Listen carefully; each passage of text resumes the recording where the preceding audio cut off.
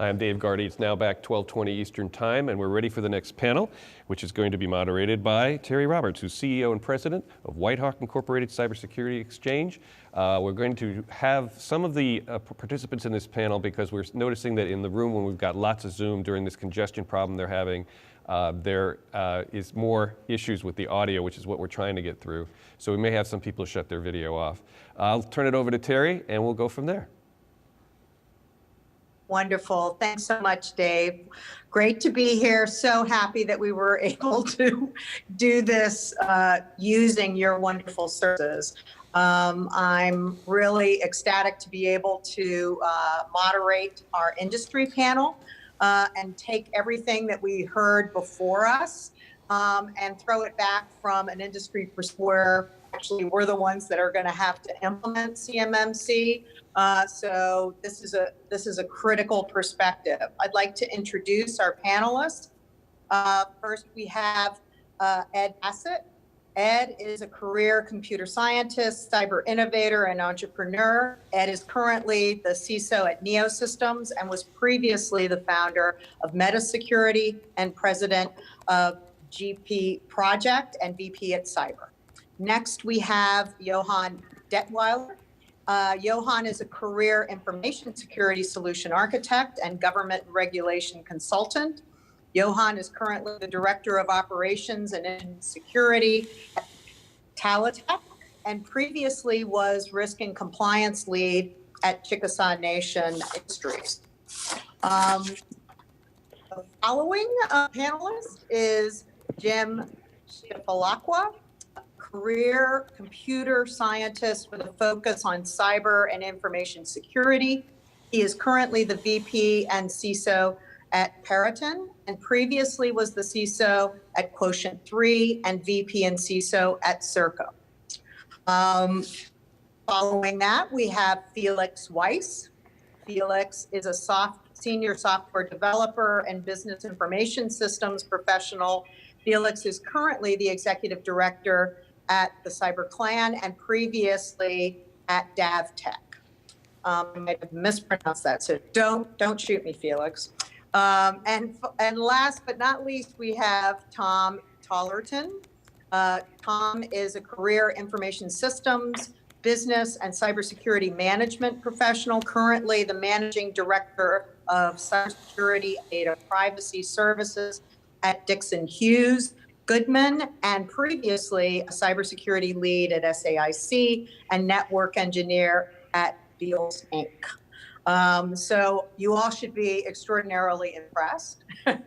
What we'd like to do is start with short opening remarks so that you can see the different perspectives from each of these industry experts. Am I coming through okay, Dave? Okay. And so we're going to start out with what do they think is achievable across industry in the near term, but from their perspective regarding the implementation of CMMC. So Ed, can we start with you? Thanks, Terry. My video, I'll work out okay. From my perspective as a service provider, CMMC is on the real world solutions, right? Finding ways to meet expectations, some of the things you heard Katie about, in ways that are affordable, operationally feasible, we can actually get it to work, and it's effective in countering the threat. And the idea is here that we really want not just the answering the mail in terms of checking the box. The DoD has been very clear that CMMC is not intended to be a checklist, but is our security posture. It's really effective to keep threat from stealing our intellectual property and affecting national security. I was at a conference, not 8A Association, so a conference of a little over 1,000 small businesses in the DoD space. I was on a panel with two representatives from the DoD. This was prior to CMMC coming in, and a question was asked from small business for what is the expectation of the government. And DoD rep at conference said we expect every contractor to meet every requirement at all times. And I guess my response at the time, and my thought still now, is reality is much different. Right? After working as a go-on consultant, probably over 100 clients, I've never found even a single that met every requirement all the time. Everybody's got things that are a little shaky on, they're working hard on. What CMMC intends to do, CMMC isn't to close the gap between that expectation, which is, I'll say a little bit, but it's a realistic expectation for the DoD, close the gap between that expectation and reality. So how does it do this? First is clarifying requirements. Under the NIST 800-171 and the DFARS, a lot of questions about what is the government's intent. There's really no one to ask. Contracting officer, maybe, answer. Standard published by NIST language. If you're a scientist, maybe tough if you're not. A lot of things left is the judgment call for the contractor. Those contractors have expressed in many forums. They have a lack of clarity is there. MC has done a really nice job of raising that up, put explanations and example into the standard. And as we're going to have as standards come out, I think it'll become even clearer what doesn't meet the requirements and what is good. Things are going to be answered well by CMMC. Second piece is measuring maturity. It's the first time we've seen. Sorry. Sure. Ed, yes. I'm so sorry to interrupt, but you started out a little bit clearer and then it went off. So I think I'm going to switch to Johann, but we'll come back and try you again. Okay. Okay. Johann, would you like to give us your perspectives on what is achievable across industry near term? Absolutely. Good morning, everyone. And thanks, Ed, for kind of starting to introduce the topics. And I just kind of want to pick up a little bit right where you left off talking about 800-171. I know a lot of people are really panicked out there because CMMC seems to be this big new thing, but there's a lot of really good news, especially for the first 3 levels. If you're trying to achieve a level 1 certification, the awesome news is that all 17 practices are included in 800-171 verbatim. So if you're looking for a way to assess yourself and determine if you've implemented those requirements, or if you want to implement those requirements and are trying to figure out what you need to do, you can go to 800-171A, and it will very clearly tell you exactly what you need to do in order for that to be considered implemented. When you look at level 2, all practices except for 7 of them are verbatim in 800-171. So again, you can use 800-171A to find out exactly what you need to do. For the 7 that aren't included, the good news is that they're taken from other security standards. Most of them are taken from 853. So you can go to 853A, and you can look and see exactly what it is that you're going to need to do and what you're going to be assessed against. And then when you go to level 3, all 110 requirements of 800-171 are verbatim in level 3. So level 3 is 800-171 plus an additional 20 practices. Those additional 20 practices, again, are taken from some pretty common security standards. So again, you can use documents like 853A to look and see if you're meeting the requirements or what you might need to do to implement those requirements. So there's a lot of tools out there for everyone currently to start looking into, doing your own self-assessments and doing your own gap analysis to have people, get an understanding of where you are currently. And I'll go ahead and stop there. Great. Thank you. That was perfect framing. Okay, can we switch over to Jim? Jim, your perspectives of what's achievable across industry near term? Thanks, Terry. That just kind of what Johann said, which was excellent. As a defense contractor, we really view DFAR 7012 and NIST 800-171, of course, as the minimum in cybersecurity. Even if you don't have CUI all over the place, and let's face it, most of us have CUI within our enterprise. So, it was always a minimum set of best practices. Earlier today, Norma Cram pointed out that the controls in 800-171 overlap, or should say intersect, with a lot of other compliance frameworks. If you're in the finance industry, If you're in medical industry, you have compliance frameworks that talk about the same kind of controls, the same kind of practices. So again, DFARS today, 800-171 is something we should all be doing anyway. If you look at the additional controls in CMMC level 3, they're quite reasonable, quite natural if you're currently DFARS compliant. So CMMC3 should be a given. Now, our company in particular is very cloud enabled, so we rely on a lot of third-party services. This is where things get, I won't say complicated, but you really do need to work with your third-party providers. For instance, if they're FedRAMP or they meet DoD security reg guidelines for cloud services, that's a start. But keep in mind that you're not going to get to levels 4 and certainly not to levels 5 unless you make sure all of your services, all of your supply chain that influences your security controls are also compliant. Now, given that, just because your third party is compliant doesn't mean that you're using it in a way that makes you compliant as well. So the good news, as Johann said, it is very straightforward. It's something we should be doing today. I was on a seminar the other week, and the worry was, what about the 1 or 2 person company?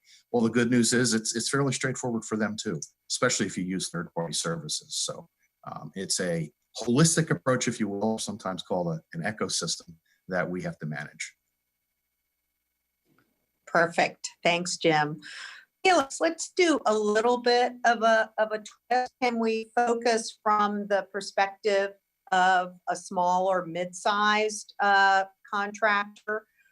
Especially, I frame it with, they don't have a CIO, they don't CISO.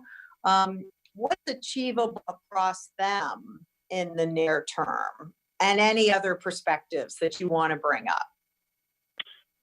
Well, most certainly, SMBs, you mentioned, without having that dedicated security leadership, or understanding with frameworks or other standard requirements, getting support from leadership about why these controls need to be implemented, and having that carry that down, that mission down to the data owners and the staff, so that they implement it in the right way, and also that have the buy-in to actually do it effectively. And for a small business, there's a little bit more work to be done than for a large business, because what typically happens with businesses, they already adhere to some kind of framework, they have at least done a gap analysis, they have to where they need to be. Well, small businesses usually the budget does not exist. There's a nice budget sometimes, though sometimes it's also just ad hoc. There's a specific security budget. Now, what organizations, the SMBs, at least now that CMMC is still relatively new, is at least start identifying all the pieces that of the CMCC and what's going to look like. Now, the good news of a small business is that it's likely that you're just a relatively small fish in the supply chain. You likely only need to comply with the rules of CMCC, which are relatively easy to implement, are more or less specific. On the other hand, however, the downside of being SMB is that when you handle a lot of classified data sensitivity higher levels, that there will be a monetary and time investment, technology, processes, procedure, and the staff that you all need to implement, which is more difficult to bear for a small organization with a limited budget. As the CMMC is relatively new, what organizations, especially SMB, should do right now is having a look at frameworks, trying to identify where on the level of maturity they're going to end up, and look at what's already in place and what pieces and how they get there. To get it stuff is going to take some time, especially if you've got nothing in place yet. You're going to need to develop procedures, policies, all those things. But luckily, the CMM is to that point. Thanks, Felix. Just so you know, you're coming in equally broken as Ed is. So when we back, we'll do a sound check and see if we can include you in the discussion. I think the global pandemic is eating up our bandwidth. So for those of us that have good bandwidth, hopefully we can move forward. So the next question is focused on an industry perspective of what are the mutual responsibilities across the different players, starting out with government. In other words, what do we think we'd love to see from government? So I'd like to start off with that, which is, I think, framing the CMMC controls and approaches and levels and pulling all the different standards together has been extraordinarily helpful and a foundational effort. What I would like to see is maybe a little more description of really what are the responsibilities of the primes and what is expected from the small and mid-sized businesses. Ed, do you have a perspective of where, what government could do further to enable the adoption and implementation of CMMC broadly? Yeah, are you able to hear me now? I switched over to the phone, so maybe that improved things. Yay, much better. Yay. You're in. Good. I kind of alluded to this earlier and maybe didn't come through, but I think CMMC has done a really good job of making the requirements at the base level, making the requirements more clear than they were under 171. They've added examples, they've added explanations into the standard.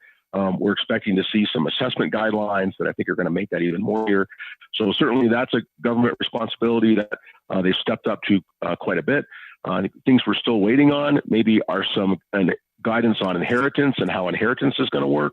And a question that I keep hearing over and over is, please tell us what the CUI is. Please help us to identify that. I've heard contractors say if the government doesn't label it, I don't have to protect it, which I don't think is true, although I'm not a lawyer. But I think there's been some confusion over who really qualifies. Katie talked about the cleared defense contractors, those people who have security clearances, certainly. But I think there's people who are outside that who maybe aren't sure which things need to be protected and which things don't. I think CMMC is going to go a long way by specifying a level that's required in the contract. So I think that's going to help us out. Oh, perfect. It came in 100%. So for moving to the phone. Jim, you have perspectives about regard primes, how government could enable the primes to take this on fully? Yes, and following up on what I said, first of all, we do need to see those assessment guidelines because the best thing to do is to audit off before the assessors come, and they're about to be released. So it's one thing to have the controls, but to see how they're going to be assessed against you is extremely helpful. One thing the primes can do is really need to help the small partners. For instance, one thing that you can do is if you have a partner or a subcontractor, especially a small business, struggling and has CUI, the prime should really consider perhaps setting up the infrastructure or allowing the partner to come onto the prime's infrastructure. That works, I shouldn't say the other direction, but that works upward as well. One thing I think we need to encourage the government, specifically the agency or service that's contracting us, is if they want, especially level 4 or level 5, maybe establishing a consortium, especially when it comes to cloud services, where you can do the work on a combined structure. So not just talk amongst each other, but help out each other. One thing we don't want to do is we don't want to build stovepipe disparate systems that each have to be certified, especially at the higher levels. So I think as a prime, we could both help our subs and help our client in bringing all the community together and fielding something that we're safe with the risk management. Perfect. Thank you so much. And I realize that the whole appraisal framework is not mature and fully completed. But Johann, do you have thoughts about in a perfect world how that could be set? Any framing thoughts? Yeah, absolutely. So we know the accreditation body is going to be working on this, and we hope to start seeing this. One thing that everyone needs to understand is that there are going to be organizationally defined parameters that are going to have to be released by the DoD or the accreditation body. And what I mean by that is if you look at some of the requirements, 800-171 said, the organization needs to decide how many login attempts can occur before the system locks down. Well, with this new CMMC program, my assumption is going to be that the DoD and the accreditation body are going to say specifically that number. So they'll say 3 login attempts before the system locks. That's kind of a rudimentary example, but when you start thinking about things like level of encryption, types of monitoring that are going to be allowed, types of traffic that are going to be allowed or explicitly denied, we need to see those ODPs sooner rather than later in order to understand really what level 3 is asking for and really what levels 4 and 5 are asking for. So that's something that's going to be very important. And it's also just a little bit of a concern, not a concern, but just a curiosity, because I don't know if anyone noticed, but in CMMC requirements version 1, some of the real world examples and discussions reference stuff that's not real common on the street right now, such as FIPS 140-3 validated encryption, which is not really a standard right now. FedRAMP requires FIPS 140-2. So if they're going to require that type of stuff, it's going to be very important for us to know that very soon. That way we can start to understand, okay, yes, it's level 1 or yes, it's level 3, but you are going to have this level of encryption or, this type of monitoring, or these ingress and egresses are going to be allowed versus these ones explicitly being denied. Excellent.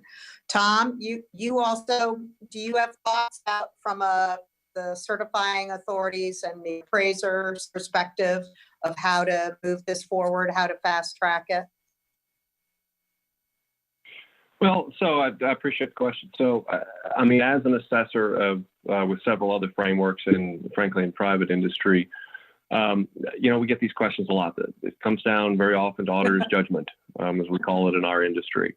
And so this is why I think it's really important to, I think, a comment that was earlier made. The time is now, to start thinking about the system, the environment that you have, the nature of data that you would be handling as a part of a contract, and work with your third-party providers, work with your IT folks, and work with some industry professionals familiar with NIST 800-171 that have done those type of assessments that may end up being a certifying partner, to start just asking those questions and fleshing them out so that there aren't surprises when it comes to undergoing the certification audit. Great. Are you volunteering to participate in that process? Sure. Well, it's always better to flesh out questions early than it is to do it late. Questions late in an audit are never good. Thank you so much.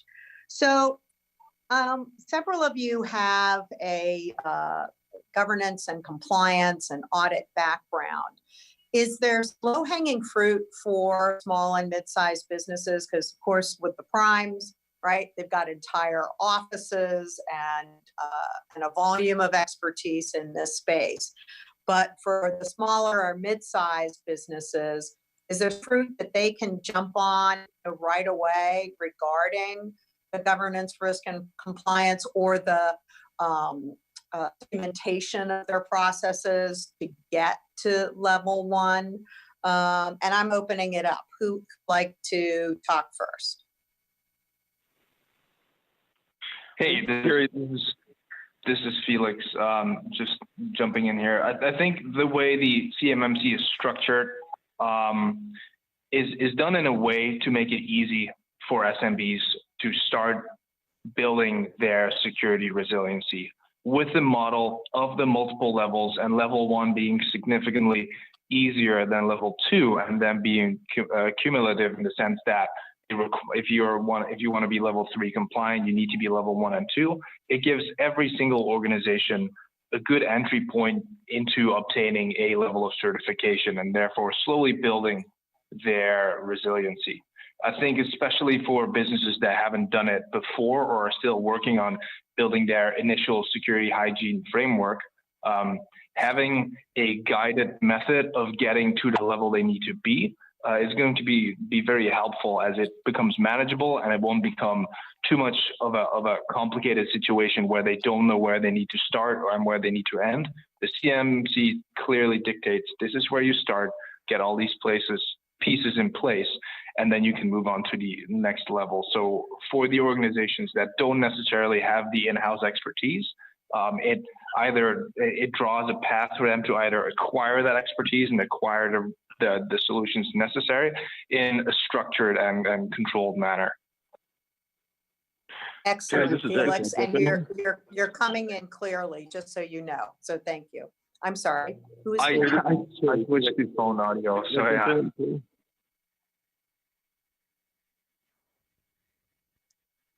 Ed, got the floor. Good. Thank you. Sorry, I didn't hear the response there. Terry, I've been suggesting to people to really start with maturity. I think that's the ripest fruit out there. I think, and the reason is two. One is it's something that when you get to an audit, you want to show track record. You want to show that it's been in place and working for some time. So doing those maturity things first is important. And the other is it's not naturally occurring in small businesses, right? So I think you look at the business drivers, the operational drivers in a small business, their IT shops don't need the level of maturity around things like configuration management, for example, that are required by CMMC. Just to be operationally effective, they can get a long way with word of mouth, with ad hoc processes, and things work pretty well. Big companies, need that maturity, those rigor, because they have a more complex situation, but SMBs really don't. So these are new behaviors that they need to put in place. Policies, SOPs, plans, configuration management, incident response, all those things I think are really, really good places to start. And again, not something they would probably have there. They're not required by 171. It's all new requirement, maturity requirements in CMMC. Perfect. Thank you so much. Terry, yeah. Terry, let me add something here. This is Jim. The small businesses actually are at an advantage in some ways. The infrastructure is small. You can get the people to understand the infrastructure in a room. Maybe it's like you had said. Maybe it's just one person. There's not this complexity of, all right, if we need to implement certain control, or if we need to have a process for configuration management, that may actually be one person.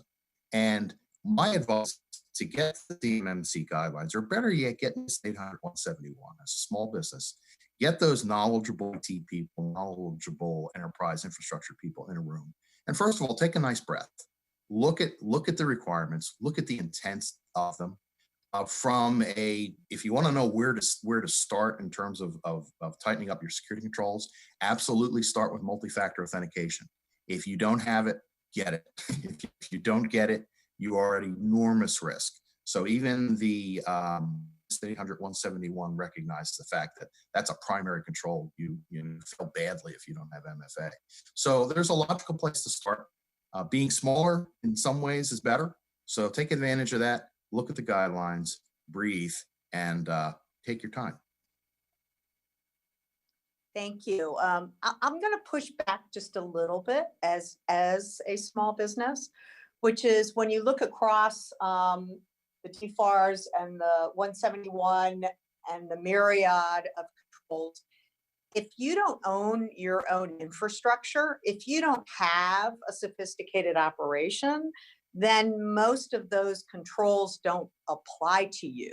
So I personally think what would be helpful to small and mid-sized businesses that maybe, contract out a lot of their IT or security is, what is that compressed list? We often use the CIS controls because they're more applicable. They map to NIST, right? But they're more applicable. to a smaller mid-sized business. And so it's really, kind of cheat sheets like that I think would be very helpful to give them on ramp, because when you look at the gamut of everything that applies under CMMC, it could scare the heck out of you into not taking action. Well, put your vendors to work. Put your third-party providers. Really, and I'll use Microsoft as an example, or maybe I should use Neosystems. Have controls that help you and maybe even make you CMMC compliant. Let them take first crack at. Look, you have A, B, and C. Maybe you only need D. I'm a big proponent of putting our vendors to work, so that might be a place to start as well. Okay, that's a good tip. Okay, we're hearing earlier from Katie Arrington about the volume of defense industrial base companies, right? 330,000 plus, and I would say that is a heck of a lot of scaling. All of you have technology backgrounds. Are there any automation approaches that could be leveraged that maybe you've seen for other areas, or maybe you've seen regarding cyber risk, cyber monitoring, cyber maturity and improvement that could be leveraged to scale the implementation of CMMC within a few years by waiting for 2025? Who has some thoughts? I'll jump on this one. Oh, go ahead. Go ahead. All right. So it's all going to depend on which area of or which domain of the CMMC certain items are in. There's items such as documentation and procedures and processes, and that can be automated to a large extent, as all the policies about hiring, about firing, about user education, those are going to be largely the same no matter which organization will try to implement them.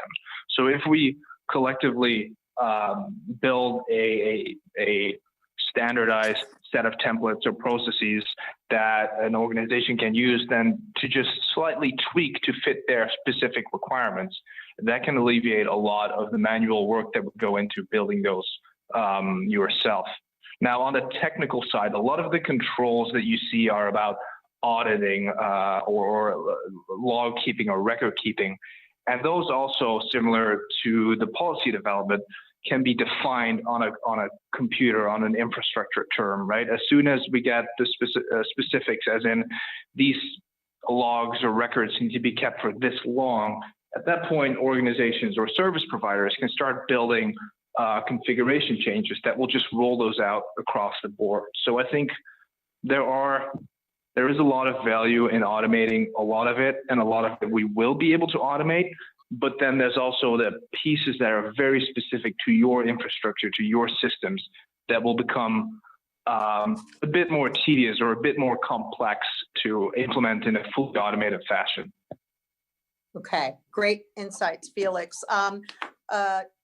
I think, Tom, were you trying to chime in, or was it someone else?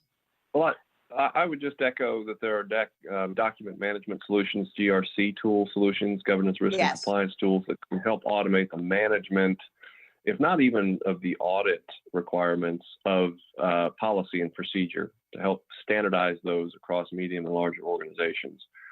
Certainly helps streamline the governance effort. Yep. So this is Ed. I agree with what Tom and Felix said in respect to the administrative side for sure, and be able to automate that. I do want to give a little bit of a warning, though. I think on the technology side, every product that's sold to a government contractor in the next 5 years is going to be listed as CMMC compliant or somehow helping you with your compliance. And I think it's important to ask the vendor which specific CMMC requirements are met and what's the shared responsibility matrix. And we've seen this with FedRAMP. You have many services that are FedRAMP compliant. That doesn't mean they're all equal in terms of which piece of the compliance burden they take on and which they leave as something that has to be dealt with by the purchaser. So just ask, what are my responsibilities when I buy this product? What do you cover, and what are my responsibilities that are left for me to handle? That's a great point, Ed. Responsibilities. You just can't buy compliance. right. Okay. And I kind of want to do any, oh, like go to ahead, jump please. in just real quick on that idea too. You know, that is so important for everyone to understand, both as service providers that are looking to help vendors achieve compliance. You know, if you offer an audit solution, like Ed said, make sure that you specifically say, these are the requirements that our product is going to help you meet. So if you buy our product, you will get X, Y, and Z. But also, you are going to be responsible for configuring this.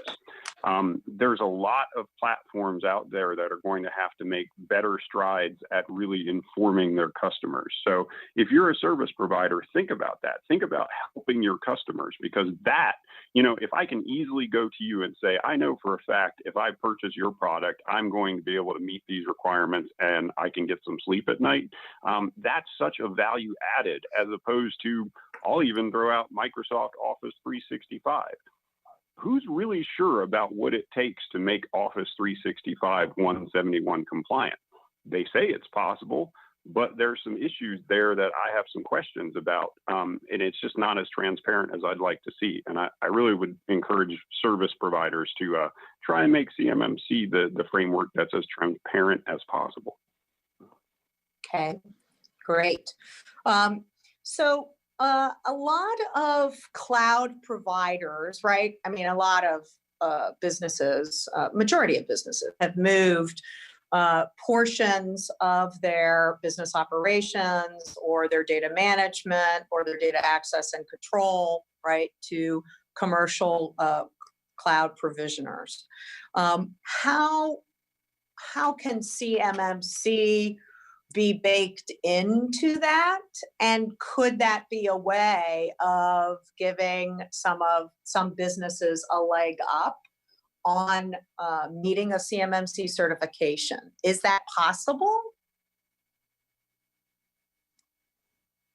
Terry, this is Jim. As a company who've moved most of their infrastructure to the cloud, you know, it's a double-edged sword.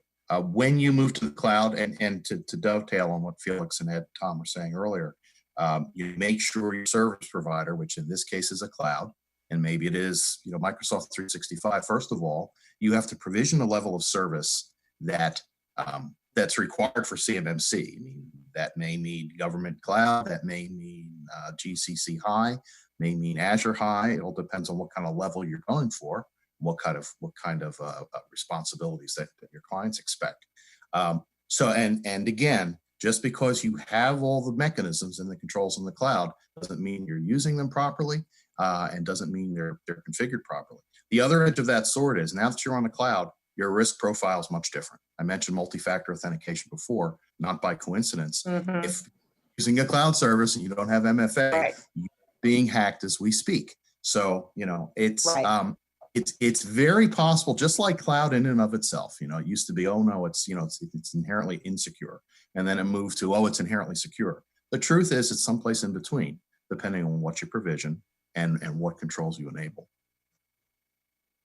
No, that makes perfect sense. So thank you for that clarification.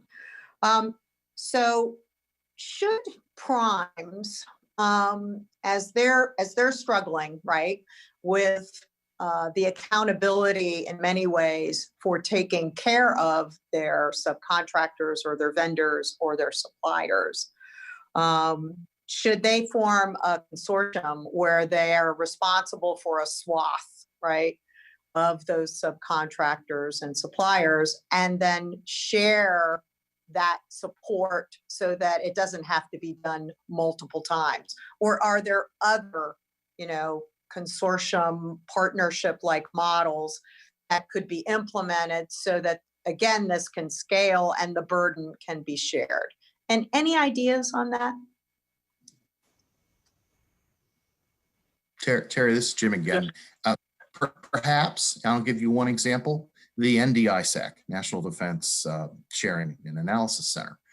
That's kind of a mini DIB, if you will. Any company can join it that does defense business. Getting that kind of threat information from NDISAC can fulfill a lot of the level 4, level 5 threat intelligence requirements. So it works with that part. I don't know if it'll work with the other parts, but there's at least a model for sharing. Now, again, that's not sharing, with very small companies, because it costs several $1,000s a year to join NDISAC at a minimum. But it very well, that could be one model. I would prefer to see sharing with the government as well, having them put up, perhaps collaboration portals, perhaps services that we can come to as a prime community and bring our small businesses with us. Okay. Anyone else? Those are great thoughts. Yeah, I just wanted Yes, to jump in on that. This is Johann. I just wanted to point out that in the original NEO Systems conference back on January 28, Katie Arrington indicated that she was really, really excited about that idea as well.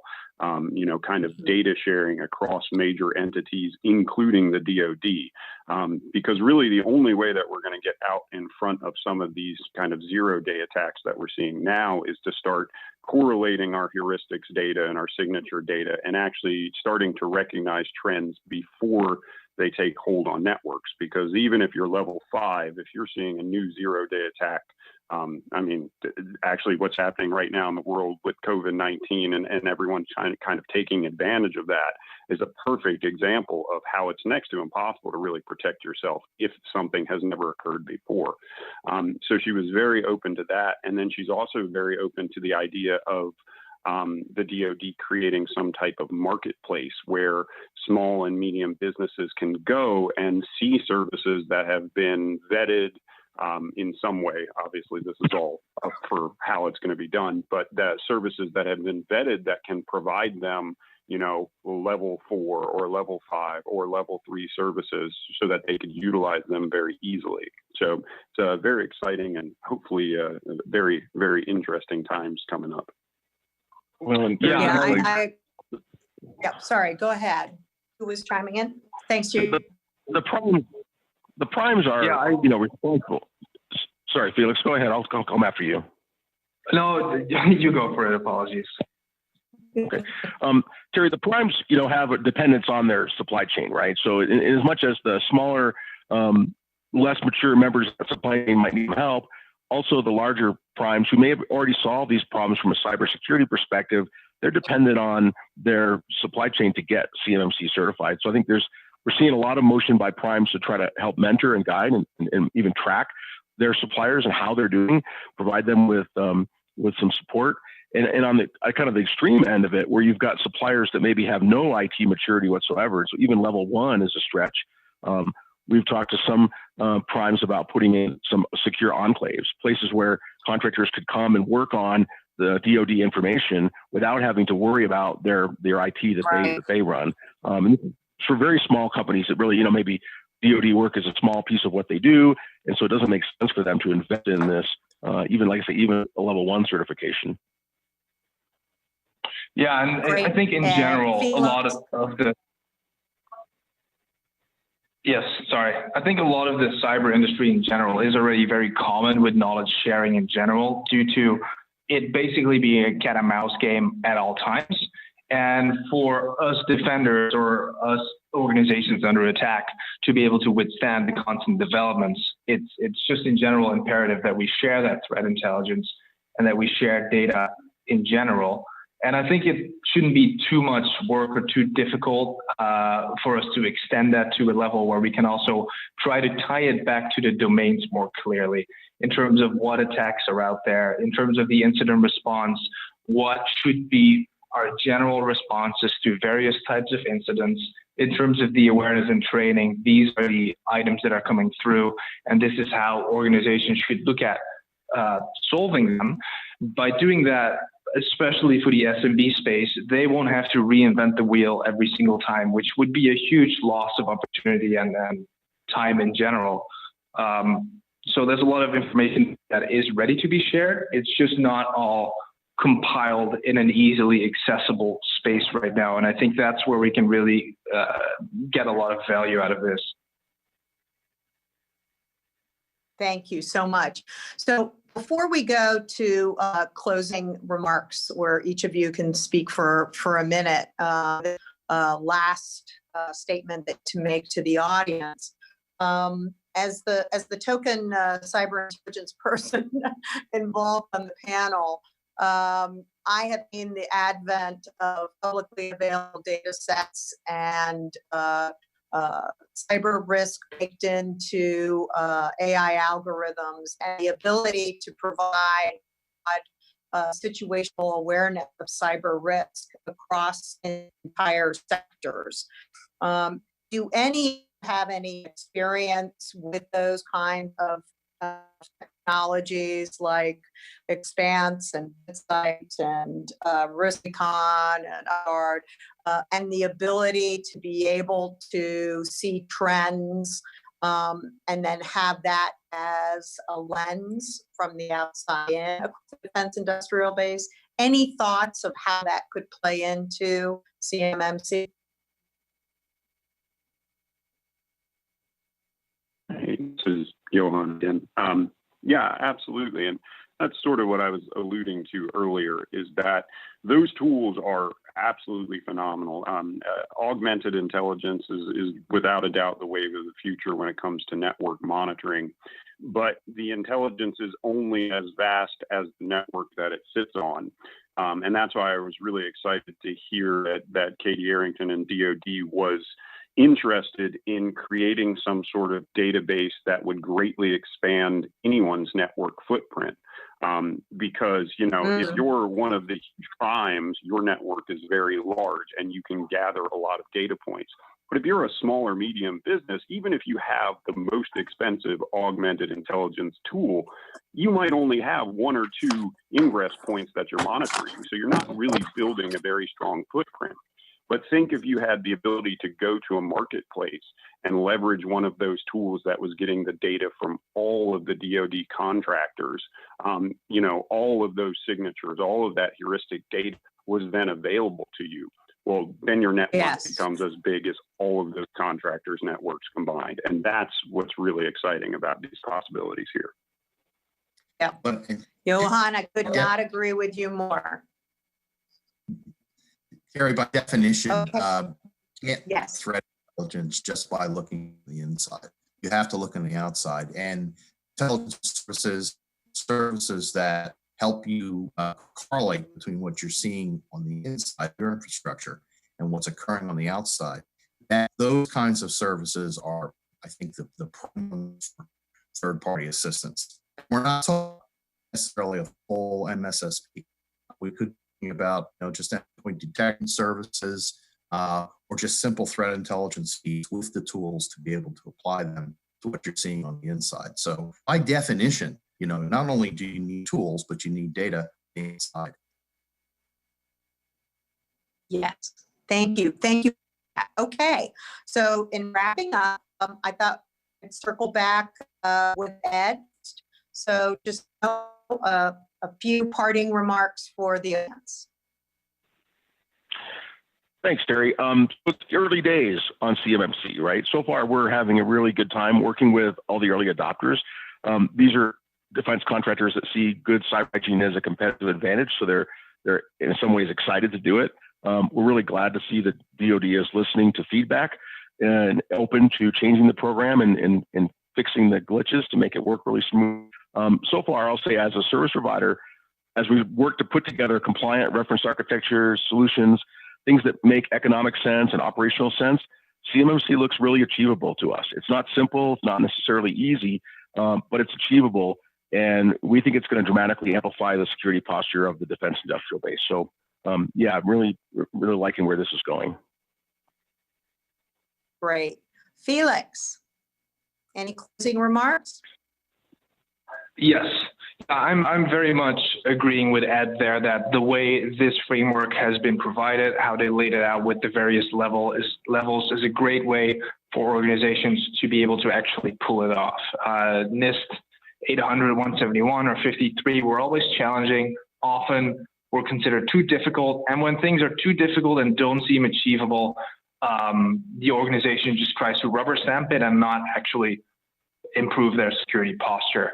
So with this level 1 to 5, I think they've done a great job at making it achievable for organizations And overall, I'm excited to see the general security posture of the DoD contractors to go up, especially someone who works in the incident response industry. We often see attacks that are targeted against small companies with a very small or not proper security hygiene posture, so that they can be used to then attack the real target, a bigger company with more mature controls. And that's always a risk, those so-called watering hole attacks, where all the organization is stepping stone to a bigger fish. So by allowing a framework that's dynamic and has multiple levels of security hygiene, I expect to see those kind of attacks really going down and just improving the security and integrity of the supply chain as a whole. Perfect. Tom, any closing remarks? Sure, yeah. I would just say that kind of reiterate the idea that it's not a destination, that this program is not a destination, that this is really going to require, for contractors, even the smaller ones, the development of a security program, ongoing process management, which is, kind of to echo the not a check the box exercise idea, that there will need to be processes, people involved, and the framework is going to evolve. The framework is going to change over time because the threat environment is going to change over time as it has consistently. So I would encourage contractors not to take a wait and see approach to see how this thing fleshes out. I would encourage contractors to get started that aren't forward thinking, as we've kind of talked about here, that maybe it's time to start thinking about where we are right now as an organization, so that we can begin to implement remediation and be prepared when comes certification time. Perfect. Johann. Hey, thank you. Just kind of rolling on what everyone else said. Believe it or not, no matter what, your organization has data that somebody out there wants and is valuable to somebody that probably shouldn't have it. So you really just need to keep in mind that this now is a really great opportunity for guys to start securing yourselves and making sure that you're protecting yourselves to the level that you should be and doing your due diligence. It's important that we all do that. It's like fighting this virus right now. If we all pitch in, it makes everything better. And like I said in my opening remarks, the tools out there to start looking at these levels and start understanding them are there. So don't sit around and wait. This is definitely coming. 800-171 has been around. So just go ahead and start taking steps to getting yourself secure. Perfect. And not least, over to Jim. I'll just add, let's not forget we are a business. We're all in the business of getting customers and keeping the nation safe. And CMMC is really an opportunity to make ourselves better and enable our business. And if that's not enough, because of the, I think, really first time big teeth that come with CMMC certification and the contractual requirements. I heard Katie mention today that DFARS is going to be changed in October to actually point to CMMC. It's something we have to do, but we do, and something we'll make money at. So, hey, let's go. Okay, great panel. Thank you so much. I do want to add that I think anything that we can tee up that can help us to track certification process, the appraisal process, the automation, the documentation, anything put up there so that enable companies to fast track their way to CMMC certification is my call to action to everybody. So with that, Dave Gardy, I'd like to turn it back. Thank you, Terry. Great panel. Sorry for some of the interruptions. We may try to re-record some of the segments in the beginning there before people switch to the phones. And we'd notified the panel after this, the last panel, the CMMCAB panel, that if they have an issue, go right to the phones. And Eric Crucis, who's the moderator, has been told about that. Right now, we're going to go to another sponsor message. This one from Ed Bassett, who is the Chief Information Security Officer for NEO Systems.